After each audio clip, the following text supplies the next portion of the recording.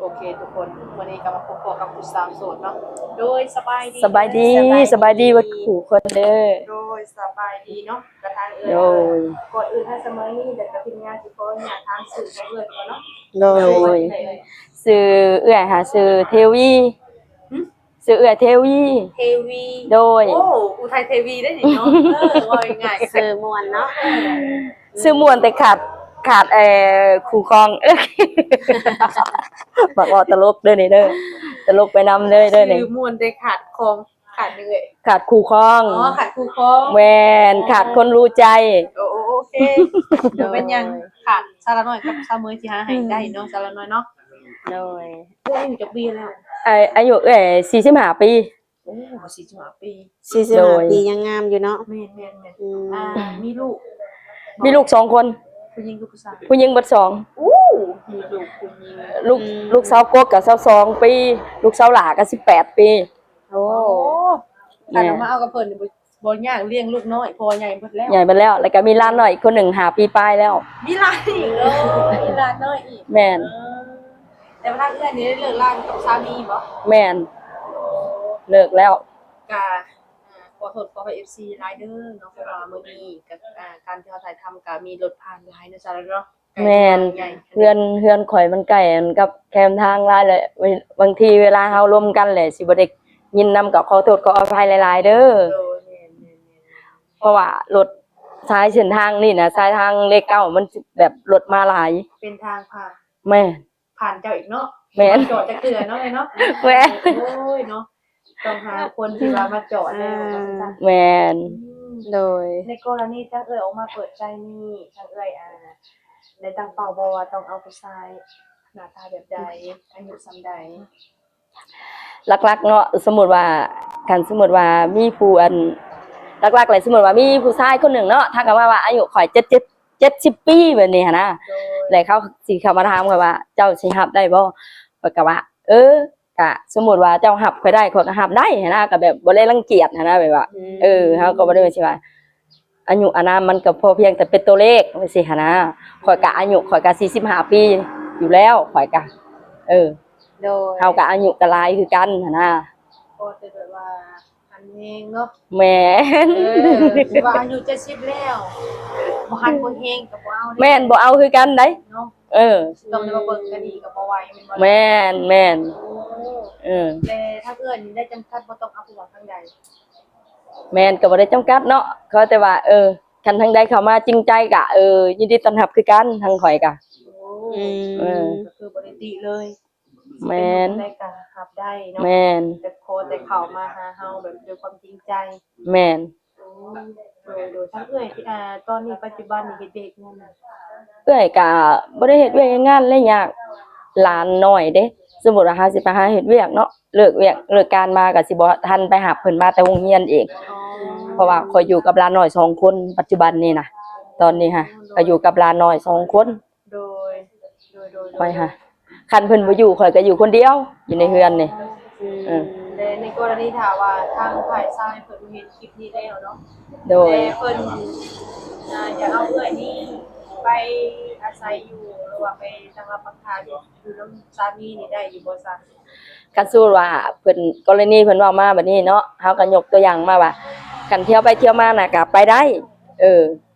สู่คนสู่แบบข่อยก็บ่มีคนหั่นนะร้านน้อยเขาโรงเรียนแบบสิหั่นนะมันเลยแบบมันยากตัวนี้แหละข่อยค่ะ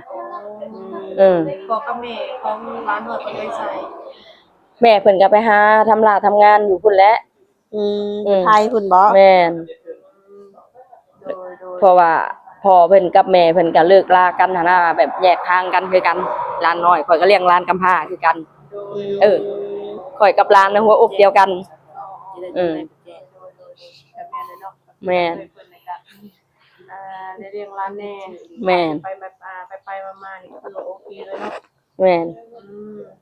อันนี้สมุดทางนี่ปัจจุบันนี่ค้าขายยังอยู่ในเรือนนี่ฮะโดยข่อยก็อยากค้าขายอยู่แต่ว่าเงินมันก็ยากนำใบนำใบเงินนี่แหละมันก็บ่มีทุนหลายนะเฮาอีกอย่างเฮาก็เนาะยังตั้งรักตั้งฐานยังบ่ทันได้คักเนาะเฮาก็เลิกลากับสามีไปเฮาก็แบบว่า เฮาก็ต้องยืนให้เป็นหลักให้ลูกให้หลานก่อนหั่นนะ โดย ข่อยก็เลยติแรกๆข่อยก็เคยลงไปเห็นงานอยู่กรุงเทพคือกัน โดย แม่นข่อยห้าก็มาอยู่อันบ้านนี่ปกติปีนี้แหละ บ่ ปีนี้แหละ ช่วยเลิกล่างกับสามีต้นบ่ 2 ปีปลายมาแล้ว โอ้2 ปีปลายแล้ว แม่น ก็คือว่าเลิกกันแล้วก็ขาดทาวร ขาดทาวรโสด 100% เลย มือเดียวกัน บ่ได้ปิดบังอีว่ายังมีสามีบ่แม่นข่อยโสด 100% ยันมาอย่ามาเลิกกันแต่ว่ายังแบบบ่ได้สิไปอย่างนั้น บ่สีกใบยางห่างเฮ็ดแล้วเรียบร้อยเบิด เดี๋ยวนี้ในกลุ่ม แม่น ก็คือถามว่าทั้งเอ้ยนี่สร้างครอบครัวใหม่ โดย ทางฝ่ายชายสิมาหานี่คือสิบ่มีขอคัดแยกเลยเนาะ แม่นเพราะแต่ว่าคนที่เข้ามาหาก็ขออย่างให้อันคนที่จริงใจแล้วก็เว้าเปิดเผยนำเด้อแบบว่า แบบว่า คนมีลูกมีเมียข่อยก็บ่อยากได้หั้นนะ โดย จังหน่อยเพราะว่าเจ้าเป็นมือที่สามมายังอันให้ครอบครัวเขาแตกแยกว่าซี่หั้นนะข่อยก็บ่เอาคือกันนะข่อยก็ขอให้เขาคนนั้นสิเข้ามามาเป็นหลักเป็นฐานให้ก็ให้เขาเป็นโสดไปคือข่อยว่าสิซะไปเออ ปลายพุ่นแหละ ก็คือว่าเนาะในกรณีจากคนใดจะเข้ามาหาเอ้ยเพิ่นก็โสดหรือว่าพร้อมทางครอบครัวเลยเนาะ โดย โดยถ้าเอ้ยมีพี่น้องกันจักคนจ้ะ รวมเบิดหันน่ะ9 คน โดย แล้วก็อยู่แบบเป็นเฮือนไผเฮือนมัน อันนี้ก็เฮือนเอ้ยกกก็บ่มีผัวคือกัน โอ้พี่จะบอกมีผัวเนาะ แม่น เอ้ยผู้อยู่กรุงเทพก็บ่ได้มีผัวบัดเพิ่นมาต่อบัตรก่อนสิโตชื่อเจ้ามาสัมภาษณ์ให้เพิ่นมาเปิดใจคือกันเอื้อยเพิ่นน่ะกะเพิ่นก็บ่มีผัวเพิ่นก็เลี้ยงลูกคนเดียวคือกันนั่นน่ะกะมีแต่แม่เลี้ยงเดี่ยวนะทุกข่อยนี่ เบิ่งเอ้ยเพิ่นสิเป็นคนแบบเฮฮาหรือว่าเป็นคนมักม่วนเนาะซะ แม่นข่อยเป็นคนแบบค้ำๆแล้วก็มักเว้าแบบตลกเฮฮาให้คนอื่นหัวได้ เป็นมาบ่ถือตัว แม่น ไปอยู่นำแล้วก็คืออบอุ่นเลยเนาะ แม่น โดยในการเอ่ยใส่เงินหรือว่าการใช้จ่ายแต่ละมื้อแต่ละวันนี่นะเลยได้จากรายได้มาใช้ จากรายได้มาจากลูกสาวเพิ่นที่ส่งมาดูแลแม่กับลูกเพิ่น อ๋อ คือลูก2 คนเพิ่นก็บ่ได้ปล่อยให้ข่อยหั้นนะแบบเพิ่นก็โอนมาให้ใช้ท่านเพิ่นโทรมาว่า แม่เงินที่ลูกโอนเมื่อน่ะพอใช้อยู่บ่ก็ตอบเพิ่นว่าก็ยังพอได้ใช้อยู่และก็บ่พอโอนมาก็ได้หั้นนะแบบข่อยก็คิดเห็นใจลูกไปหาเงินเนาะเพราะว่าข่อยก็ผ่านจุดนั้นมาแล้วเพื่อเฮาสิได้เงินกุกีบกุอัดมันก็ลำบากหั้นนะแล้วก็มาคิดใช่ว่าลูกอะเขาก็มีครอบมีครัวแล้วก็อีกคนหนึงเขาก็ยังโสดหั้นนะเขาก็อยาก ใช้จ่ายทางเอ่ยนี่ใช้ไลน์สำใดเพิ่นไลน์สำใด ทางเอื้อยนี่ฮะ โดย แบบสมมุติว่าเฮาไปส่งลูกส่งหลานเนาะซื้อของอยู่ของกินก็ตกอยู่ประมาณเติมน้ำมันน้ำมันรถนี่ก็อันทิศละ5 6 70,000รถจักรข่อยขี่นี่แล้วก็ซื้อของกินมาสู่ร้านน้อยกินแล้วก็เฮ็ดของกินไปให้เพิ่นไปกินโรงเรียนนำเด้ก็ตกอยู่ประมาณนั้นถ้าแม่นไหลเป็นเงินไทยเงินอีหยังกันเนาะอันเดือนหนึงก็บ่เดือนกันเนาะมันใช้จ่ายคุมื้อนี่มันก็แพงก็เบิดอยู่ประมาณ100,000 200,000นี่แหละต่ออันน่ะเอาเฮาซื้อของกินมาปะไว้แล้วก็ถ้าเฮาใช้จ่ายในเฮือนนี่นะเฮาซื้อแบบชีวิตประจำวันเฮานะ มื้อหนึ่งแสน2แสนบ่ บ่มื้อหนึงบ่ฮอดพุ่นดอก โอ้แบบเดือนหนึ่งเบิดจักพันเสียเอ่ย เดือนหนึงค่ะว่าประมาณ2,000ไปว่าเวียกบ้านเวียกเมืองเขาก็เจ้ามาเก็บนำเด้ถ้าว่าบ่รวมมื้อหนึงนี่ก็เขาว่าเดือนหนึง300,000เด้อเฮาก็ต้องได้ให้ เบิดกันละเป็นเงินบาทเบิดเดือนนี้แซงๆต้องใจคิดยังไง บ่ เบิดประมาณอยู่ 2,000 บาท 3,000 บาท แม่น ใน1เดือนเนาะ แม่น ในการใช้จ่าย ประหยัดสุดแหละข่อยประหยัดแหละนะคะบ่กินบ่เที่ยวบ่ลิ้นข่อยน่ะข่อยเป็นคนแบบว่าสิไปส่งร้านมาแล้วก็สิมักมาเฮ็ดงานอยู่ในเฮือนในซาน โดย ประจำวันอยู่ในเฮือนข่อยบ่มักลิ้นข่อยบ่มักไปเที่ยวเหล้าเบียร์ก็ยามเป็นแบบเป็นงานก็เจ้าว่ามากินก็กินได้ก็กินก็แบบพอแบบว่าเฮาก็เข้าสังคมนำหมู่ได้พอเล็กๆน้อยๆหั้นนะเฮาก็เพราะว่าอีกอย่างเฮาก็มีลูกมีหลานเนาะเฮาก็กินเล็กๆน้อยๆเฮาก็บอกว่าข่อยไปรับหลานก่อนเด้อข่อยก็บ่ได้นั่งนำหมู่แบบจนว่าฮอด ค่ำฮอดมืดนะบ่มีแต่ว่าเฮาผัดอยู่กับหลานน้อย2คนเฮาก็คิดย่านเนาะหาผัดไม่ยิ่งหันนะบัดหลานก็ยังน้อยบัดสมมุติว่าไปกินมื้อกินค่ำมาบัดจักสิเป็นแนวใดแบบสมมุติว่าน้องเฮือนไปเฮือนแคมทางย่าน เขานำจำปาเด้อเอ้ย ซื้อได้ หน้าบ่ มีนะแต่บ่มีคนพาเฮ็ดแล้วก็เลยลูกสาวบ่ให้เฮ็ดแล้วก็เลยได้ซื้อกินอันน่ะ มันจะสอบเลย ข้าวค่ะสมมุติว่าเฮาซื้อเป้าหนึ่ง50โลก็กุ้มฮอด2-3 เดือนพุ่นแหละแนว2คนข่อยกับหลานน้อยเนาะ โดย อืม ก็คือว่าบ่เปลืองทั้ง บ่เปลืองแม่น โอ้คือว่า2คนกินกับหลานน้อย แม่น อืม ประหยัดสุดแหละข่อยก็ได้ เลยวันนี้ในกรณีทางผู้ชายหรือว่าทางผู้บ่าวเพิ่นนี่เนาะเพิ่นเห็นคลิปนี้แล้วเพิ่นจะมาลิ้นมาเที่ยวได้สามารถมาได้บ่ ได้บ่เป็นหยังยินดีต้อนรับ อ๋อ บ่ได้จำกัดว่าบ่เจ้ามาข่อยบ่ต้อนรับบ่ต้อนรับได้เบิด โดย บ่ได้รังเกียจนะว่าแล้วแล้วก็ แม่นๆทำเพิ่นตัวจริงกันเลยเนาะ โดย เอามาเห็นกันตัวจริงเลยจังสบายแม่นบ่ล่ะ แม่น ทางเงินเป็นคือสิบปฏิเสธดอกเพราะว่ามาดิดมาหัวกันเลยเนาะ โดย ในกรณีที่ทางผู้บ่าวเนาะประเทศ โดย นะ โดย เพิ่นอยากทำความรู้จักกับเอื้อยหลินเนี่ยเป็นรักษา ข่อยก็ลิ้นเฟซแล้วก็ลิ้น LINE WhatsApp ข่อยหาก็อัปเดต โดย